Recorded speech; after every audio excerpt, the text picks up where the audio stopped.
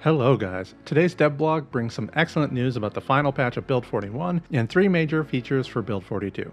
Before I talk about that, the multiplayer fix patch is in unstable beta now. This update should reduce latency on Steam-based servers and many of the problems plaguing servers running on Linux. Hopefully all the bugs are reported and fixed so it can go into stable soon. The final patch for Build 41 will be released after said multiplayer fixes have gone stable. They also include up-to-date patch notes for this patch.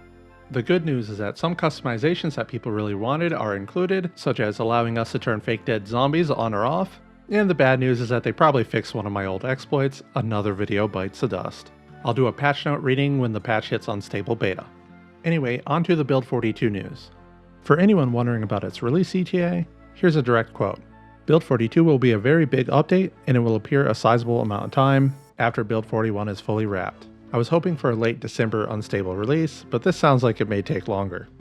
As for what's coming to Build 42 in this devlog, there's a rendering pipeline update that brings a massive performance improvement.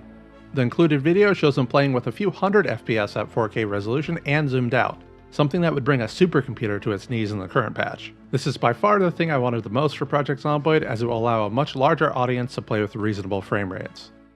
Next up is a new lighting propagation system.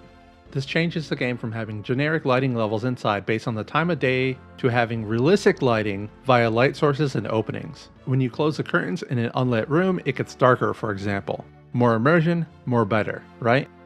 Combined with increasing the story limit to 32 from 8 and fixing the codebase to allow for negative coordinates, they have potentially quadrupled the map size available to them and modders. All of this put together brings forth the final feature, basements.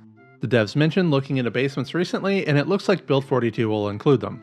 The example video shows them exploring a basement through multiple levels. The basements for the game will be taking a different path than the map has.